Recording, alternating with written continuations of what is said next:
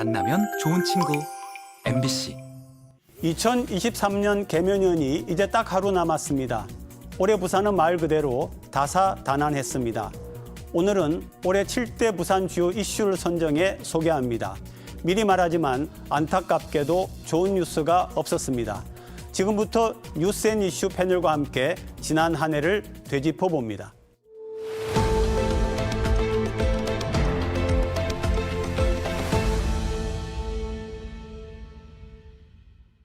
뉴스앤이슈, 오늘도 부산시의회 이준호 의원, 서지현 의원 두 분 함께합니다. 어서 오시죠. 올해 전세 사기 피해자들이 속출했습니다. 부산에선 지난 2월 이른바 부산판 빌라왕 첫 보도가 나갔습니다.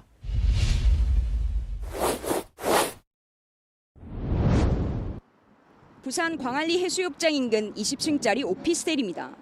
전체 93가구 중 7가구가 30대 남성 1명의 소유로 돼 있습니다. 서면에서 오피스텔 64채를 세놓고 잠적한 바로 그 사람입니다. 이 오피스텔에도 10억 상당의 근저당권이 걸려 있어 세입자 7명이 보증금을 돌려받지 못할 수도 있습니다. 호손인 것도 문제고 저당이 또 많이 잡혀 있고 직장 생활하면서 1억 4천만 원을 당장 제가 좀 힘들어지죠, 많이. 이 남성은 부동산 중개업체 3곳을 운영하면서 2년 전부터 본인 개인과 법인 명의로 대출을 받아왔는데 현재 확인된 것만 전국의 은행 4곳에서 최소 100억 원대입니다. 광안리 오피스텔뿐 아니라 동구와 동래구 상가 대출도 확인돼 피해 금액은 더 늘어날 것으로 보입니다. 처음에 대출했을 때는 부동산 경기가 나쁘지 않았잖아요. 법인이 더 있을 거로 봐지거든.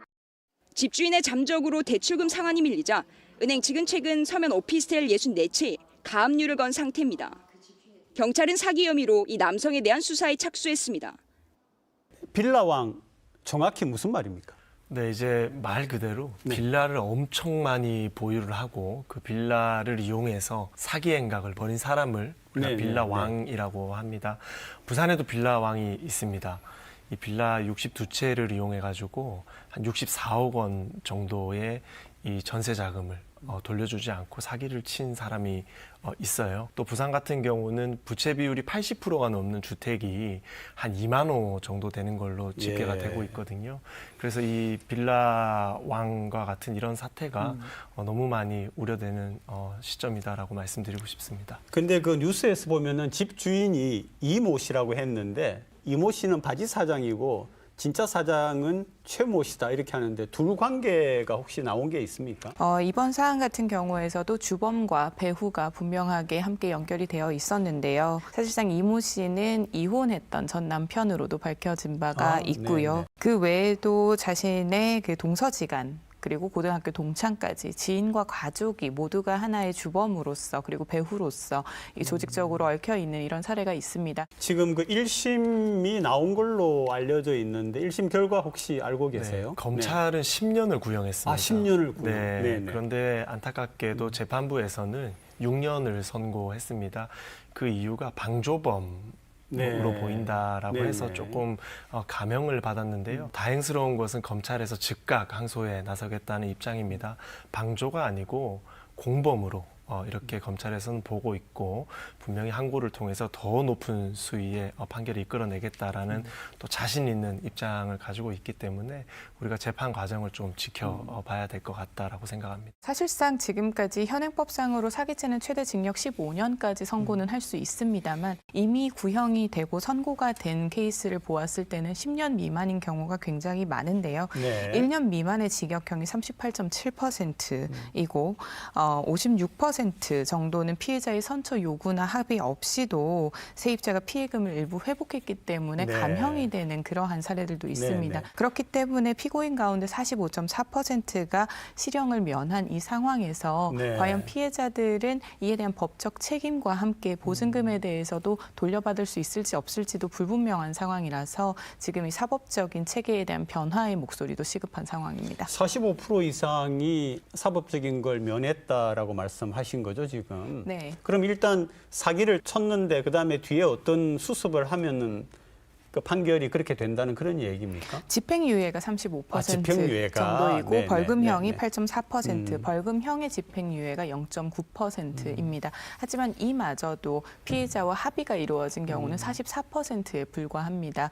결국 이 말은 실형을 선고받은 피고인들 자체가 무거운 처벌을 받지 않고 있는 상황이고 피해자들 중심이 아니라 그저 사기죄 안에서도 금액에 따라서 지금 현재 처벌이 이루어지고 있는 상황이기 때문에 아주 강력한 범죄로 규정을 짓지 않고 있다는 점이 아쉬운 지점입니다. 바지 사장에 대해서도 어떤 판결이 당연히 나왔겠죠. 제가 아까 말씀드린 케이스가 바지 사장의 아, 케이스였습니다. 네네네. 10년을 구형했고 6년을 선고받았죠. 그런데 방조범이라고 보기에는 네네. 22회에 걸쳐서 송금받은 흔적이 네. 있다고 합니다. 한 6천여만 원 정도 네. 명의의 대가로 돈을 받았기 때문에 22회나 이렇게 송금을 받았다라는 것은 분명히 묵시적으로 알고 있었다라는 판단이 네네. 쓰는 부분이거든요. 그래서 재판부의 판결이 좀 아쉽고 또 검찰에서 상고에서 충분히 재판부를 잘 설득했으면 좋겠다라고 생각합니다. 전세 사기 피해 규모가 계속 늘어나지 않았습니까? 뉴스에도 계속 나오고 있고요. 지금 실제로는 상황이 어떻습니까? 현 상황. 신생 전세 사기 피해도 문제이지만 이미 올해 초부터 전세 사기 피해에 대해서 호소를 했으나 특별법에서 포용하지 못하는 피해자 사각지대에 놓인 분들은 여전히 피해가 진행 중인 상황입니다. 정부나 지자체는 이 전세 사기 피해에 대해서 단순한 금융 사기로 보아서는 안 됩니다. 우리 부산만 보더라도 청년층의 피해가 83%에 청년층의 달합니다. 피해가. 네, 사회 초년생이고 그리고 1억에서 2억 미만의 네. 이제 처음 부동산에 대한 계약을 해본 세대들의 피해가 다수입니다. 우리 사회에서는 이미 이러한 시그널이 계속해서 축적되어 왔습니다. 네, 네. 하지만 이 축적되어 온 시그널을 지자체와 정부가 묵인하고 있었기 때문에 이 사태까지 온 것이기 때문에 이에 대해서는 조금 더 적극적으로 삶을 지키는 방식으로 풀어나가야 한다고 보입니다. 피해자의 80% 이상이 지금 청년층이라고 말씀을 하셨는데 어떤 부분에서 이게 지원을 더 해야 됩니까? 네, 우선은 이제 전세 사기 피해 지원 위원회를 통과해야 됩니다. 네. 그러면 피해자로 인정을 받거든요. 네네. 인정받고 나면은 이제 다양한 지원을 받을 수 있어요. 먼저 피해 주택의 경공매를 네. 정지해 달라라고 요청할 수 있는 권한이 생깁니다. 또 혹은 경공매가 일어나면 그 주택을 우선적으로 받을 수 있는, 구매할 수 있는 그 권한이 주어지고요. 그리고 만약에 피해자께서 그 해당 주택을 매입하고 싶지 않다라고 하시면은 LH에서 그 주택을 매입한 다음에 네, 네, 피해자께 네. 임대해주는 제도도 지금 안착하고 있습니다. 하지만 아까 말씀처럼 평생을 모은 재산을 이렇게 사기를 통해서 잃어버린 거거든요. 그러니까요. 그래서 이런 정책들보다는 조금 더 실효적인 정책들이 생겨나야 되는 것이고요. 우리 부산시 차원에서 뭐 수수료 감면이라든지 뭐 무이자 대출을 해주고 있지만 더 파격적인 이런 지원이 좀 필요한 시점이라고 생각합니다. 실제로 우리 부산 같은 경우는 대학력을 이용한 사기라든지 네. 신탁 사기 그리고 전월세 이중 계약에 더해서 후순위 임차인까지 들어가 있기 때문에 방금 말씀하신 경매나 공매에도 해당하지 않는 경우 LH가 매입을 할 수 없는 경우가 굉장히 많습니다.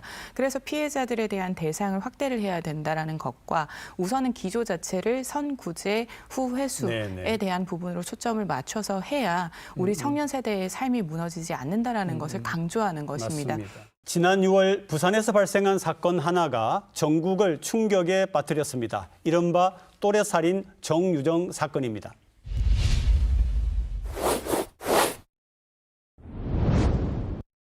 (20대) 여성이 횡단보도 앞에서 주위를 살핍니다. 그리고 여행용 가방을 끌고 내리막길로 향합니다. 또래 여성을 살해한 뒤 자신의 집으로 돌아와 시신을 담을 여행용 가방을 챙겨 범행 현장으로 돌아가는 모습입니다. 범행 현장에서 훼손한 시신을 여행용 가방에 담고 나오는 장면도 포착됐습니다. 경찰에 붙잡힌 피의자는 99년생 만 23세 정유정입니다. 지난 26일 정유정은 부산의 한 아파트에서 처음 만난 20대 여성을 흉기로 살해하고 시신을 훼손한 뒤 낙동강변에 유기한 혐의를 받고 있습니다.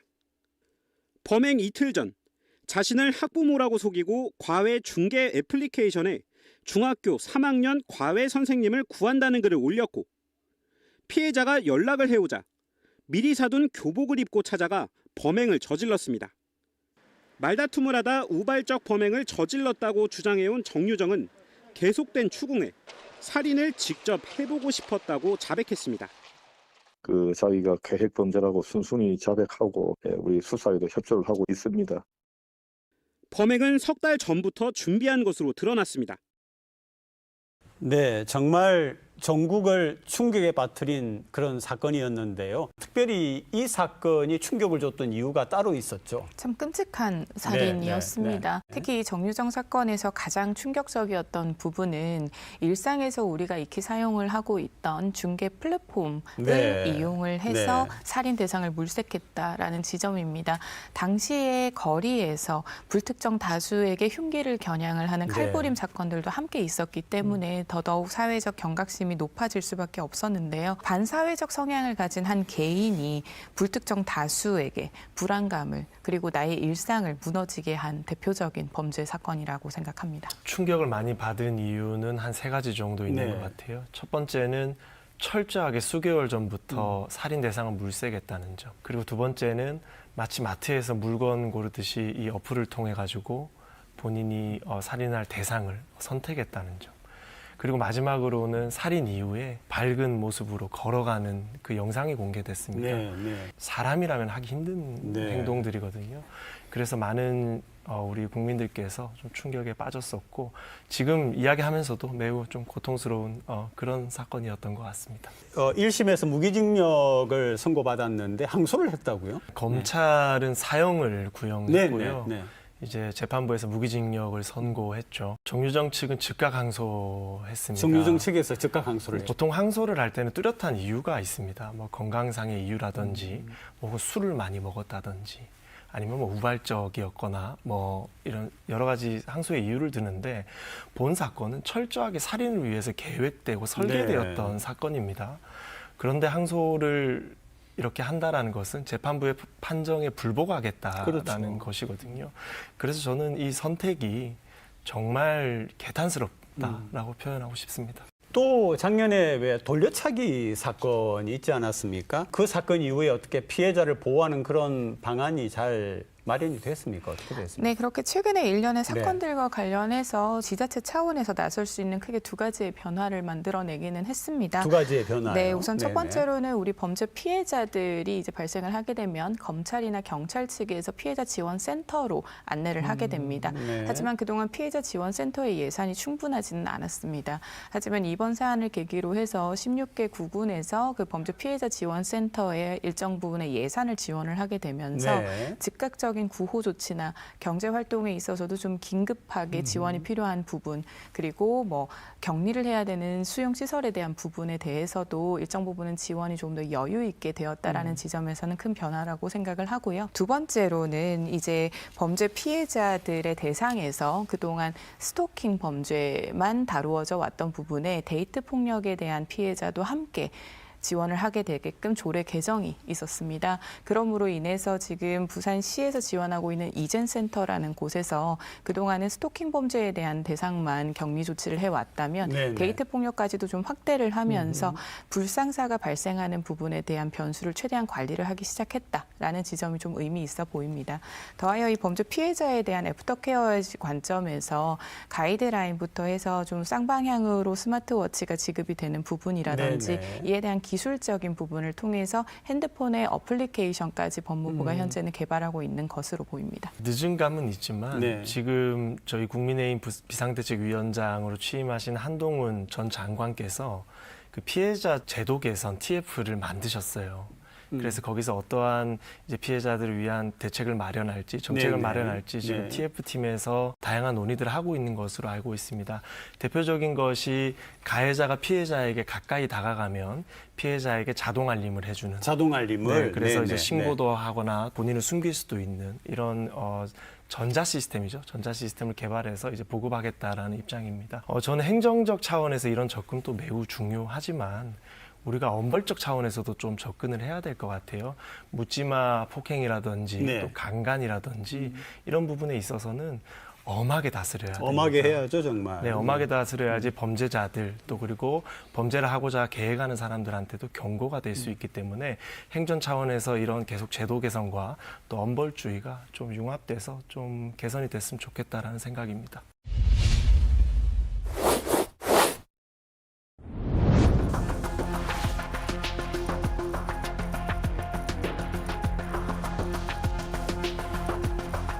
도쿄전력은 오후 1시부터 방류를 시작해 오늘 하루 약 200톤 가량의 오염수를 방류했습니다.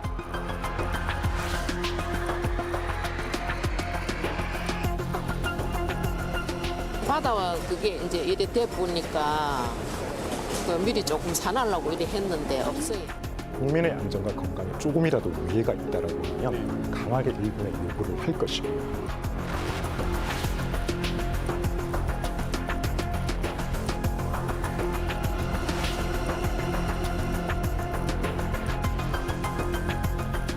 도쿄전력은 내년 3월까지 한 차례 더 오염수를 방류하겠다는 계획입니다.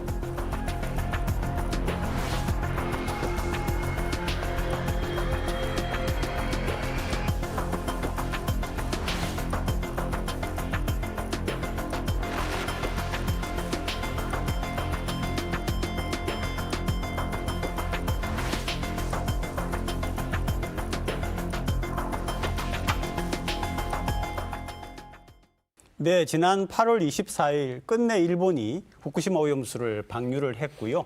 그 이후에 현재까지 3차례 방류가 진행이 되지 않았습니까? 그런데 우리도 이제 모니터링을 해왔는데 뭐 다행스럽게도 방사능의 그런 검출은 없다 이렇게 되어 있는데 어떻습니까? 정부와 학계 그리고 전 세계 모든 석학들이 문제 없을 거라고 계속적인 정보를 줬었습니다.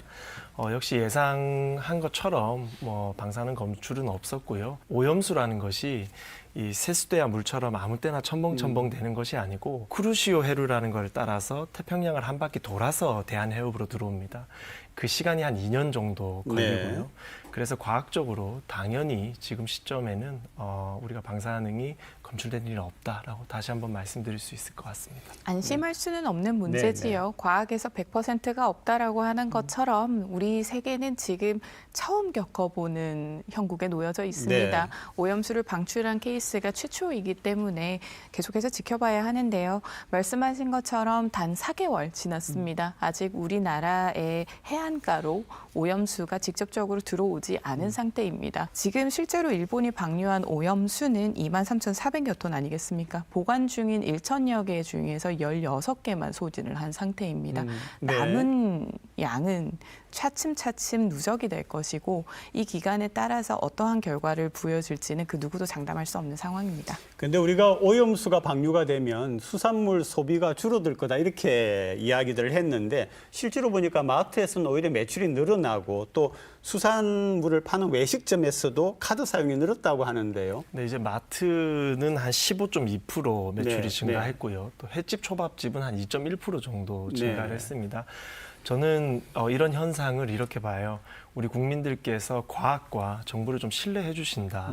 이제 과거에 우리 광우병 파동 때 네. 소고기 먹으면 이제 머리에 뇌에 구멍이 생긴다라고 했는데 결국 그런 일이 안 일어났었거든요. 그리고 사드가 들어올 때 성주 참외 먹으면은 이제 뭐 발기부전이나 또 고자가 된다라고 이렇게 했었는데 아무 문제가 없었거든요. 그리고 이번에도 후쿠시마 오염수가 방류되면은 방사능 물고기와 해산물을 우리가 먹게 될 거다라고 일부 진영에서 계속 주장을 했지만 이제 국민들께서는 과학과 정부를 믿는다. 어느 정도 그런 잘못된 정보에 대한 내성이 좀 생긴 결과가 아닐까 저는 이렇게 생각합니다. 방류된 오염수가 우리에게 국내에서 직접적으로 영향을 미치기에는 아직 시간이 좀 더 남아 있다라는 지점과 그리고 정부에서 굉장히 수산물 소비 촉진과 수산물 상생 할인 지원 이런 부분에 예산을 굉장히 많이 투입을 했습니다. 이제 그렇기 때문에 소비자로 하여금에서는 이렇게 고물가 상황에서 물가를 좀 더 컨트롤 해주고 있는 이런 정부의 지원 정책을 통해서 아무래도 장바구니의 부담이 조금 더 덜한 선택을 하는 것에도 영향을 미쳤을 것이고요. 더하여 가공식품에서는 후쿠시마산 수산물에 대해서 검증을 할 수 있는 절차가 부족합니다.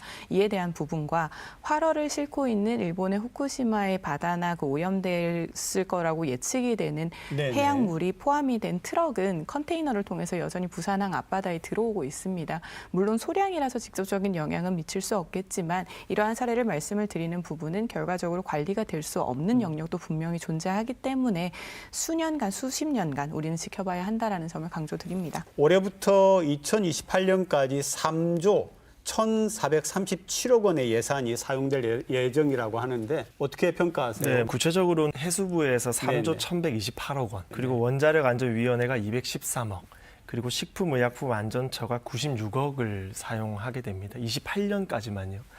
그리고 28년 이후에도 또 예산이 들어가겠죠. 3조 정도로 보지만 실제로는 3조 플러스 알파로 봐야 되는 겁니다. 일본이 국제원자력위원회의 기준치에 부합되는 방류를 하기 때문에 우리가 국제사회에 책임 있는 국가로서 의사를 존중해야 됨은 동의하지만 일본의 행위로 인해서 우리 혈세가 3조 이상 낭비되는 것은 저는 분명히 잘못됐다. 그래서 이 예산은 사실은 우리 대한민국이 일방적으로 감당할 예산은 아니라고 생각을 해요. 그렇기 때문에 일본과 이런 부분에 있어서 예산을 어떻게 운용할지에 대해서 분명히 정부에서 좀 논의가 필요할 것이다라고 저는 봅니다. 이 예산이 어디에 쓰이는 겁니까? 구체적으로 좀 이야기하면. 이 3조 1,437억 중에서 해수부에 들어가는 비중이 가장 높습니다. 3조 1,128억인데요. 이 비용 같은 경우는 대부분이 비축 사업, 그리고 수산금융자금 2차 보전 사업, 더해서 수산물 수매 지원 사업에 이제 이어가면서 많은 비중을 차지하게 됩니다. 들어보시면 아시겠지만 결국은 수산업 타격과 어민 피해를 지원하기 위한 비용입니다. 우리 같은 경우는 지금 제한된 예산 안에서 이렇게 필수적인 이 예산을 계속 지원을 해야 하는 상황인데, 말은 2028년까지라고 하지만 일본이 오염수를 방류한다면 계속해서 들어갈 비용 아니겠습니까? 그렇다면 우리나라는 일본에게 얼마나 강력하게 이 재정적 부담에 대해서 나눠야 한다라는 주장을 했는지 묻지 않을 수가 없습니다. 일본이 계속해서 그죠? 굉장히 오랜 세월 동안 방류를 계속할 거고요.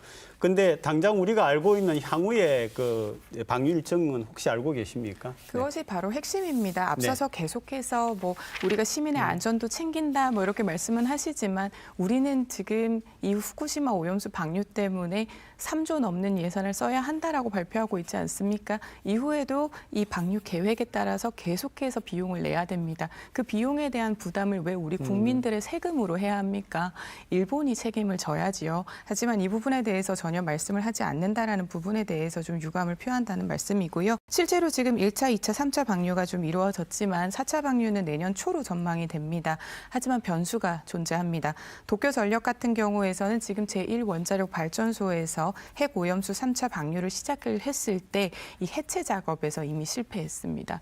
그래서 시간이 조금 더 걸릴 것이다라는 니혼 게이자이 신문의 보도가 있었습니다. 그래서 폐로 작업에 대한 첫 단추부터가 지금 또 틀어지는 것은 하면서 발생할 수 있는 변수입니다. 하지만 말씀드린 것처럼 지금 1000여 개 중에서 16개만 소진된 상황에서 나머지를 모두 소진을 하기 위해서는 이런 변수가 끊임없이 일어나는 부분을 예상을 한다면 100년 이상도 걸릴 것이라고 보입니다. 네, 이제 3조 정도의 예산이 우리 국민 세금으로 들어가는 것은 매우 잘못됐죠. 그리고 이 사업이 어디서부터 진행됐는지를 잘 봐야 됩니다.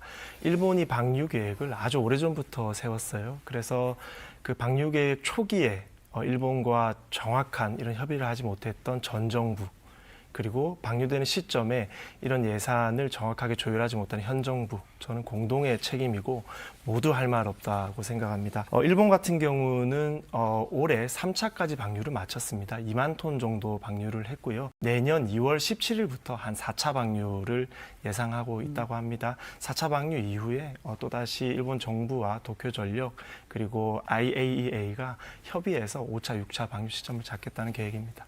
네, 잠시 뒤 2023 유센 이슈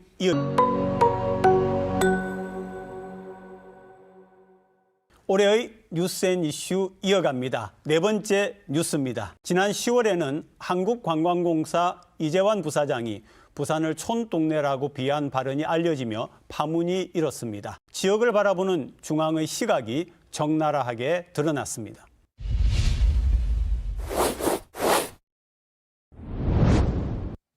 국회 문화체육관광위원회 국정감사. 한국관광공사 이재환 부사장의 발언이 도마에 올랐습니다. 모 회의에서 뭐야 왜 거기서 한 거야 동네 행사에? 그것도 부산 촌동네. 이런 말씀 하신 적 있으세요? 문제의 발언이 시작된 곳은 지난 8월 말 한국관광공사 임원 회의실.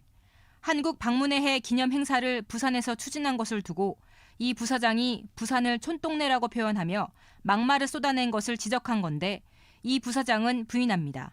예스냐 제 노냐? 기억으로는 그런 말을 한 적이 없습니다. 진위가 전체가 왜곡된 것 같습니다. 하지만 녹취 음성이 공개되자 적나라 한 발언 내용이 그대로 드러납니다. 그럼 뭐야 거기서 한 거야? 동네 행사에? 지금 부산 깔아주는 거야? 그것도 부산 촌동네 뭐 시골에 거기서 막 폭풍 치는 데가 내가 알았더니 다른 데면 설치도 안 돼. 이 부사장은 자신의 목소리는 맞지만 정확히 기억이 나지 않는다고 말을 바꿨습니다. 김윤덕 의원은 지역 비하에 대한 법적 책임을 져야 한다며 감사원 감사 청구 등을 검토하겠다고 밝혔습니다. 이재환 부사장의 촌동네 발언은 중앙이 지역, 우리 부산을 바라보는 그런 시각 아니겠습니까? 우리는 그렇게 생각하거든요. 네.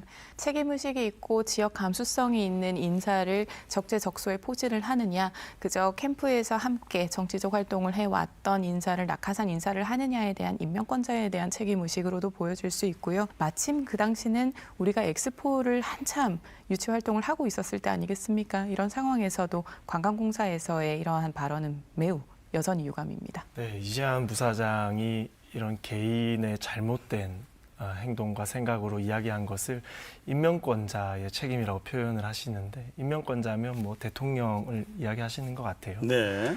그런 관점에서 본다면 저는 그렇게까지 확대 해석할 필요는 없고 개인의 일탈이고 정말 공직의 자격이 없는 분입니다. 그래서 사퇴를 했기 때문에 우리가 앞으로 두 번 다시 그런 일이 일어나지 않도록 제대로 올바른 공직자를 이렇게 잘 선택해야 될 것 같다는 생각입니다. 그런데 시민들 속에 이런 얘기가 나왔습니다. 부산시와 부산시 의회가 이 발언에 대하여서 아무 얘기도 하지 않았다. 부산시와 부산시 의회는 네네.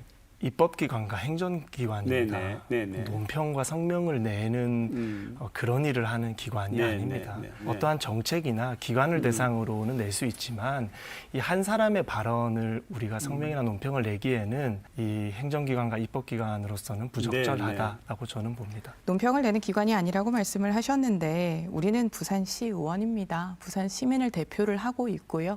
부산 시민을 대표해서 부산을 위한 일을 하라고 선출된 사람들입니다. 우리 부산을 비하하는 발언을 들었는데 시민분들께서 관광공사 부사장에게 닿지 않는 목소리를 대신해서 내어주고 잘못됐다라고 이야기를 해야 되는 것은 우리 부산시 의원과 부산시의 책임입니다. 시민 입장에서 또 질문을 하고 싶은 게 사직하면 끝이냐? 이거거든요. 조금 잘못했으면 사직하면 그다음에는 무슨 감사라든지 어떤 책임에 대한 그런 것을 얘기하지 않고. 네, 저는 사퇴는 정말 잘했다라고 생각합니다. 해야 되는 것이고 그런 분은 공직에 있어서는 안 됩니다. 하지만 감사의 경우는 저는 조금 더 이성적으로 봐야 된다라고 생각해요. 감사는 규정에 업무적으로 또 혹은 어떤 비리에 연루되거나 이럴 때 감사를 하는 것이지 이런 사안은 사실은 정서 재판이거든요. 우리가 정서적으로 굉장히 화가 나 있는 상태이기 때문에 감사는 저는 옳지 않다고 생각합니다. 관광공사 부사장은 어디까지나 개인이라기보단 공직자에 가깝습니다. 그리고 그 공직자에서 관광공사의 업무를 하고 있는 사람의 입에서 부산을 비하했습니다. 그럼 그 부분에 대해서는 시민을 대신해서 따끔하게 경고를 날리는 부분은 또 시의원과 시장으로서의 역할이라고 보입니다. 우선 대부분의 공사 및 공공기관에서는 동일한 문제가 발생을 하는데요. 감사가 시작되기 전에 사직서가 수리가 되면 더 이상 그 공공기관이나 공기업의 임명권자가 아니기 때문에 임명된 사람이 아니기 때문에 감사를 받을 자격조차 없어지게 되는 부분입니다. 사실상 이런 부분은 회피성 사직으로 보이고요. 그렇기 때문에 더 온전한 책임을 하지 않았다는 점, 더 공식적으로 사과를 하지 않았다는 점은 이렇게 소극적인 여당과 그리고 시장님의 태도에서 나왔다라고 보입니다. 그러니까 대한민국이 지금 굉장히 위기에 빠졌다라고 많은 국내는 물론이고 해외 전문가도 이야기를 하고 있는데요. 그 가장 큰 이유가 너무 중앙에 집중되어 있다는 사실인데 이 점을 분명하게 중앙에서는 인식을 특히 공직에 책임이 있는 분들은 인식을 할 필요가 있다고 봅니다. 지난 10월 말입니다. 부산 인구가 330만 명이 그 선이 붕괴되었다는 소식입니다.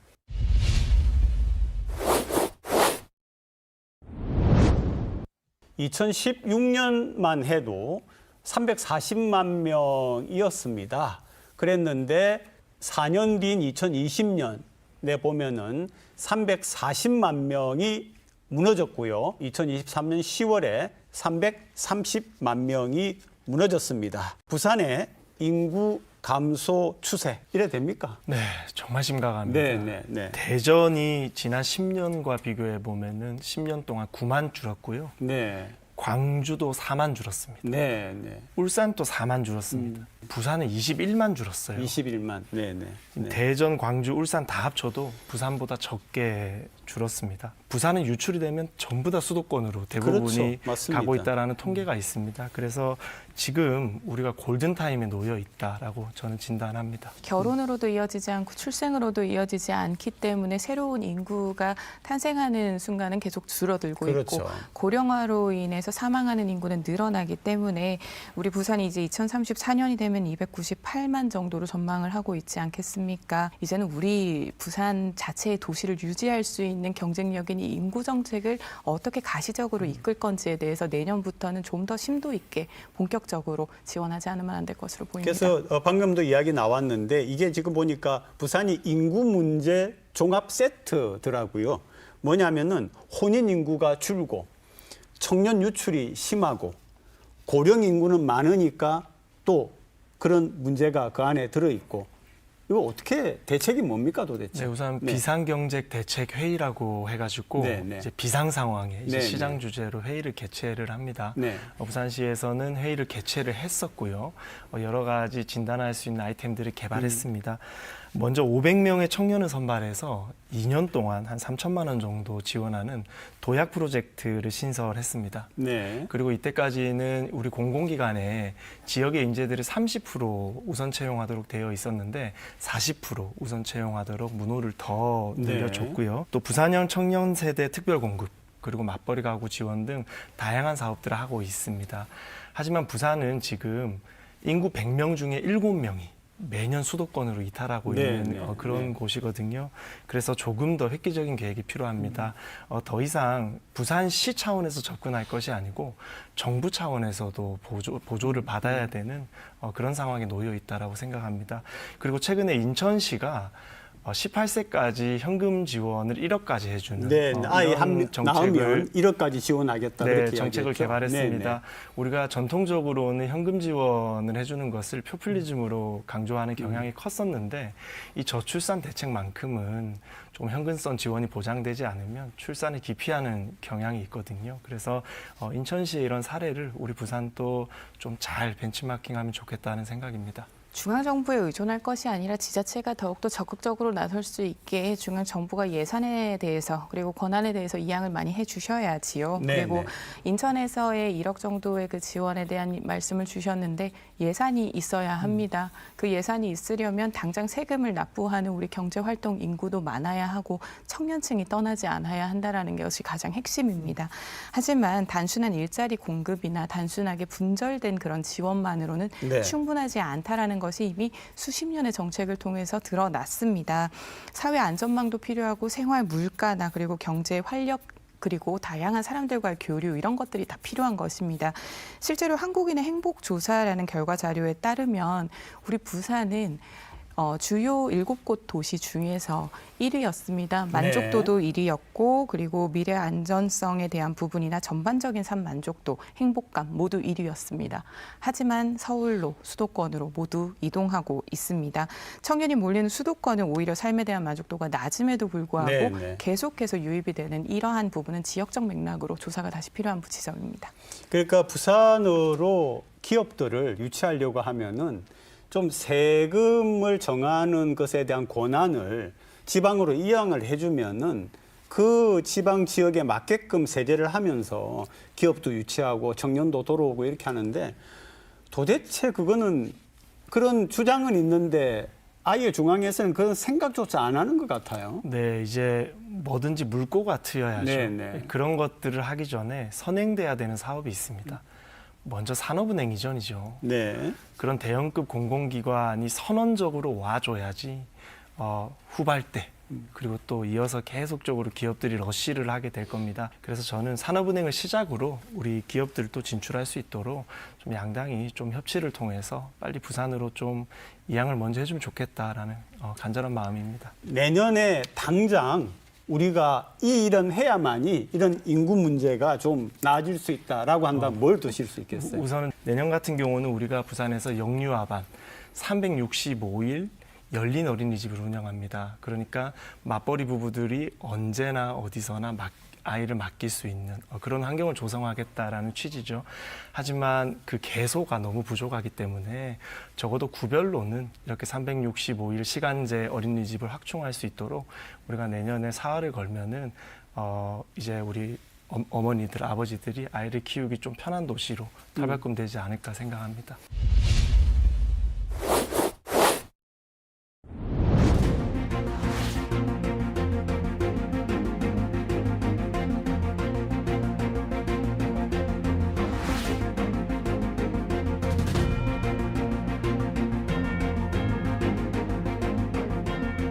부울경 메가시티 재추진 필요성을 말씀드리고 이를 내년 4월 총선 지역 1호 공약으로 채택해 줄 것을 정치권에 강력히 요청드립니다.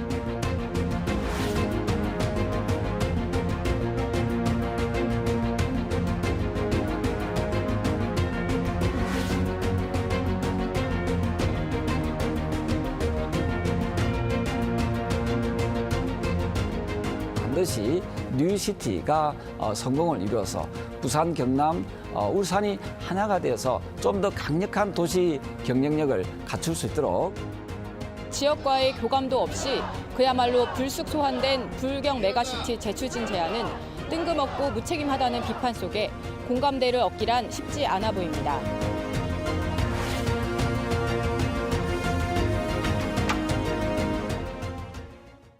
경기도 김포를 서울로 편입하는 안이 국민의힘에서 발표된 이후 그 파장이 부울경으로 이어졌습니다. 국토 균형 발전에 맞는 거냐를 넘어서 이미 폐기된 부울경 메가시티가 다시 등장했고요. 이후에 특별법까지 발의된 상태입니다. 이 내용이 지금 계속되고 있는데요. 김포를 서울에 편입하겠다. 그런데 이제는 구리, 하남까지도 서울로 편입하겠다. 그리고 특별광역시를 만들겠다. 특별광역시가 뭡니까? 김포시 서울 편입 문제는 서울의 행정구역 확장 문제로 접근을 해야 된다라고 반복해서 이제 말씀을 좀 드리고 있습니다. 메가시티와 구별이 되어야 하는데 좀 무리해서 논리를 관철시키려고 하다 보니 이게 개념도 혼재하고 용어도 좀 뒤섞이는 상황입니다. 물론 결과적으로 지역균형 발전을 이룰 수 있다면 환영이기 때문에 적극 함께 할 것이나 이럴 거였으면 우리는 왜 작년 12월에 부울경 특별연합 해산안에 묵인하며 동의를 하였나라는 점을 묻지 않을 수가 없고요. 특별광역시에 대해서는 현재 조 위원장께서는 이렇게 말씀하고 계십니다. 광역시나 특별시, 특별자치도, 특별자치시라는 법률 용어가 있었지만 특별광역시라는 용어는 처음이다라고 말씀을 하시는데 네네. 사실이 아닙니다. 이미 21년도에 특별광역자치단체법이라는 이름으로 현재 위원회에 계류는 되어 있지만 국민의힘 하태경 의원이 발의한 법안도 있지요. 결과적으로는 특별광역시라고 하는 것은 뭔가 새로운 용어가 아닙니다. 기존에 있어왔던 것이고 메가시티나 특별연합에 대한 부분을 상쇄시키기 위한 단어로 보입니다. 현재 우리나라는 광역시, 특별시, 특별자치도, 특별자치시만 있습니다. 네네. 그래서 이제 서울 같은 경우에는 이 외부 도시들을 수용하게 되면 편입이거든요. 네네네. 그런데 우리 부산과 경남이 지금 행정 통합을 준비하고 있습니다. 이렇게 통합되고 나면은 시와 도가 통합하는데 광역시로 갈 수도 없고 도로 갈 수도 없습니다. 그럴 경우에는 새로운 문호를 열어줘야 되는 것이죠. 그런 것들에 대한 대안이 특별광역시가 되는 거고요. 네. 그래서 이제는 우리가 국토 면적이나 인구에 따라서 행정구역을 재편해야 될 시기가 도래했기 때문에 지자체 간의 통합이 용이하도록 또 다른 문호를 열어주는 그런 용어다라고 알고 계시면 될 것 같습니다. 그러면 특별광역시가 부산에서도 진행될 수 있다라고 하는 그런 얘기이신데 문제는 이게 서울에서만 자꾸 진행이 되고 있고 부산에 뭐 좀 되고 있습니까? 지역균형 발전, 즉 지방에 대한 발전입니다. 그런데 이것이 계속 수도권, 이 지역균형 발전에 들어가는 것 자체가 굉장히 네네. 아이러니한 접근입니다. 단지 수도권 표심 공략을 위해서 김포 서울 편입에 대한 이슈가 이루어지고 난 다음 1+1의 느낌으로 부울경 메가시티가 다시 점화가 되었었습니다. 우리가 작년 12월에 특별연합을 해산할 때 내걸었던 제안 이유는 경제동맹을 하겠다라는 것이었습니다. 실효성이 없기 때문에 경제동맹을 하겠다라고 해산 이유를 냈었는데 우리 경제동맹을 지금 체감할 수 있습니까? 없습니다. 경제동맹이 이루어진 적도 없었고요. 이미 우리가 해산을 하지 않았다면 우리는 부울경 특별연합 시대에 살고 있었을 것입니다. 네, 사실은 연합이라는 것은 말 그대로 그냥 연대입니다. 법리적인 것보다 완전히 하나 되는 것은 아니다. 선언적이거나 또 다른 오류들을 만들어낼 수 있는 그런 형태가 연합이죠. 더 좋은 형태가 있습니다. 통합입니다. 그냥 합치는 겁니다. 저희는 부울경 특별연합을 해산했지만 더 좋은 것을 선택했습니다. 부산과 경남을 저희는 통합하려고 지금 특별법을 준비하고 있습니다. 그리고 앞서서 수도권 이슈에만 너무 집중되고 있다라고 말씀을 해주셨는데 저는 거기엔 동의하지 않아요. UCT 특위위원장께서 부산의 5선 국회의원입니다. 그리고 이분께서 부산 경남 통합을 계속 언급하고 계시고 심지어는 울산에 방문하셔서 또 울산의 경제동맹까지도 아우르는 특별법을 우리가 만들겠다라는 또 약속까지도 하셨습니다. 행보를 정확하게 체크하고 발언을 정확하게 체크한다면 수도권에만 집중되고 있다라는 말씀은 하기 어려울 것 같아요. 서울 같은 경우에는 이 특별광역시 얘기가 조금 구체성이 있는 게 김포에 이어서 구리 하남 얘기도 구체적으로 나오는데 우리 같은 경우에는 특별광역시 이야기가 나온 다음에는 전혀 그런 구체적인 대상 지역이나 합치는 지역은 안 나오는 게 아닌가 생각을 하는데요. 바로 그 점이 문제입니다. 구체적인 계획, 사업 없습니다. 실질적으로 지금 메가시티를 말씀을 하시는 걸 보면 중앙정부의 슬림화는 없이 예타 면제 정도만을 앞세우고 있습니다. 예타 면제라고 하면 결과적으로 또 국비에 의존을 해야 되는 구조입니다. 우리 지방 분권, 우리에게 권한과 예산을 이양해달라는 부분이 메가시티에 투영되지 않으면 또다시 반복되기만 하는 언론 플레이일 것입니다. 연합을 하게 되면 부산, 울산, 경남이 각자의 의회는 다 있고요. 또 세 도시를 합칠 의회가 또 있는 거예요. 그 예산이 얼마나 낭비됩니까? 그것보다 차라리 두 도시를 합쳐서 하나의 의회만 운영하는 게 예산상으로 행정상으로 훨씬 더 편리한 구조 아니겠습니까? 그래서 저희는 좋은 것을 더 찾아왔다라는 말씀을 드릴 수 있고 구체적으로 부산 경남 통합 특별 법안을 준비 중에 있습니다. 준비 중에 있습니까? 네, 구체적으로 준비 중에 있습니다. 그래서 구체성이 없다라는 말씀도 정정을 또 우선 해드리고 싶고요. 그리고 이 두 기관을 통합하는 문제는 아주 기술적이고 아주 어려운 문제입니다. 1, 2주 만에 해답이 내어놓는다면 정말 잘못된 겁니다.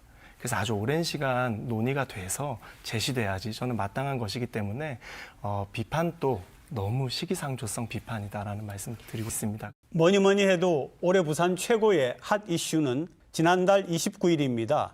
부산이 9년 동안 추진해온 2030 엑스포 유치에 실패했습니다.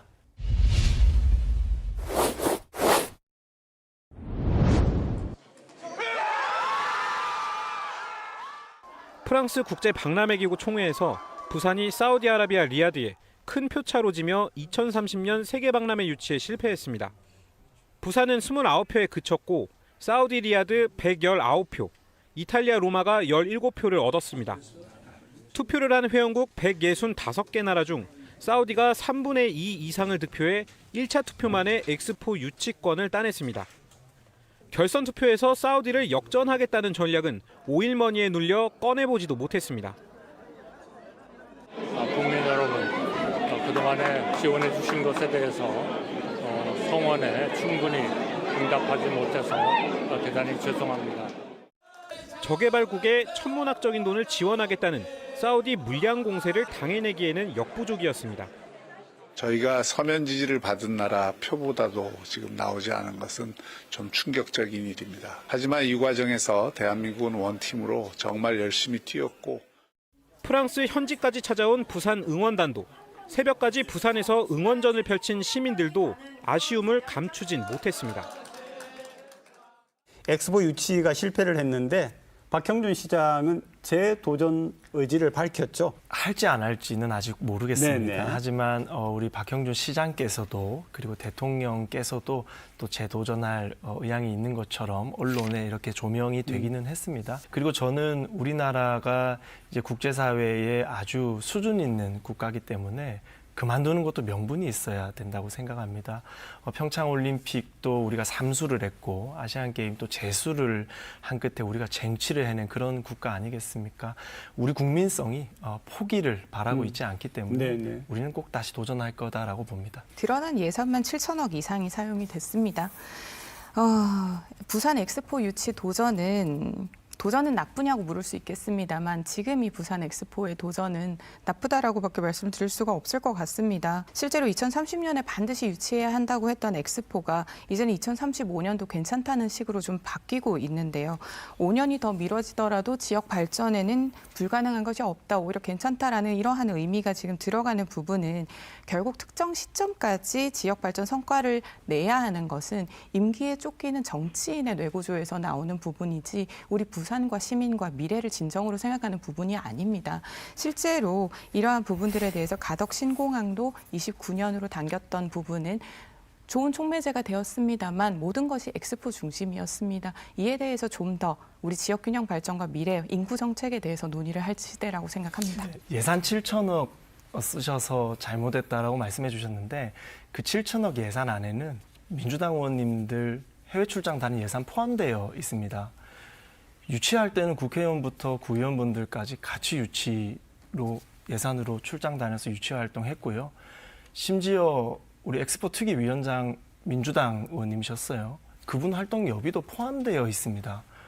그런데 7천억 마치 정부 여당이 다 쓴 것처럼 이렇게 비판하시면은 정말 이건 안 되시는 겁니다. 계속해서 연대 책임을 말씀하시는데 7천억 안에서의 그 부분을 홍보비가 많이 쓰였던 그런 부분과 그리고 계속해서 전 정부도 말씀을 하시는데 전 정부보다 돈은 훨씬 많이 쓰고 결국 실패하지 않았습니까?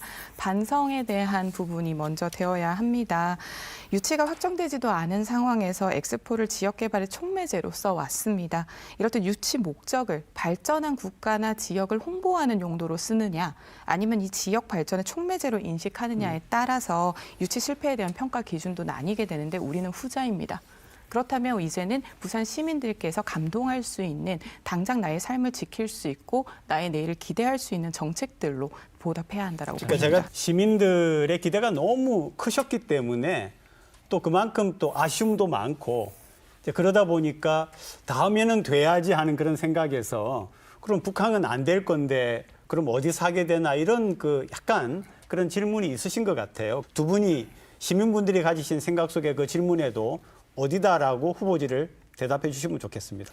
시민들께서 해주시는 비판을 겸허하게 받아들이지만 같이 열심히 해놓고 저렇게 돌아서서 비판하시는 거는 마치 엑스포 안 되기를 바라셨던 분들 같아서 저는 마음이 굉장히 안타깝습니다. 그리고 재신청할 때 어느 부지로 활용해야 되는 문제의 경우에는 저는 좀 시기상조인 것 같아요. 지금은 저희가 왜 졌는지 도대체 무엇이 문제였는지 이것들을 분석해야 될 시점입니다. 그 분석이 끝나고 나서 우리가 앞으로의 전략을 계획하고 수립해야 되는 것이기 때문에 지금 당장 추가적인 부지에 대해서 논의하는 것은 저는 좀 적절치 않다고 봅니다. 서윤님. 열심히 했죠. 정당뿐만 아니라 시민단체나 시민들 모두 열심히 했습니다. 그렇지만 정부가 판세를 뒤집기는커녕 읽는 것조차 없다라는 것이 119대 29로 나오지 않았겠습니까? 정부는 외교 전략을 전면 수정해야 할 것입니다. 그리고 부산시는 엑스포를 필두로 공생이 아닌 기생을 택했던 부산시의 무분별한 MOU나 엑스포 중심으로만 이어왔던 지역균형 발전에 대한 비전을 전면 수정해야 할 것입니다. 그렇게 한다라고 하면 우리 부산의 이 천혜의 자연에 영도부터 해서 여러 곳들이 후보지로 나올 수 있을 것이라고 보입니다. 2026년이 유치 신청서를 받는 해라고 합니다.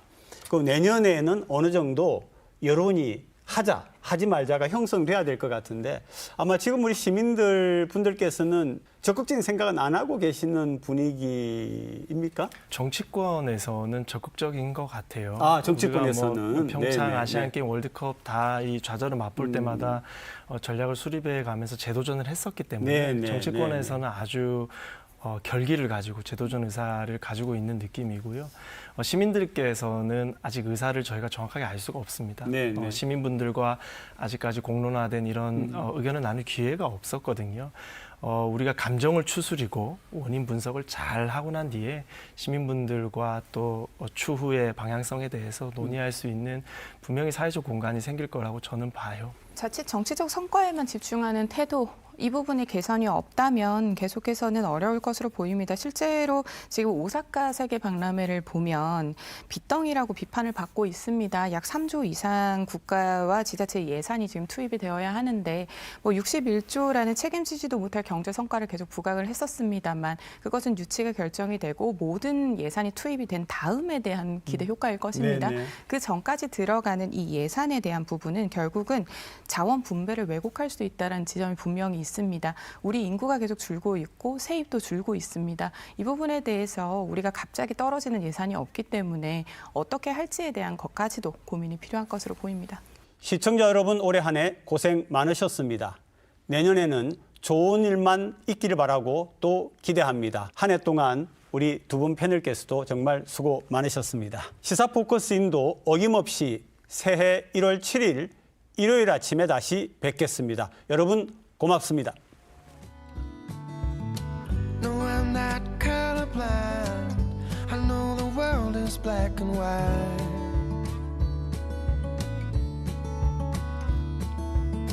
Try to keep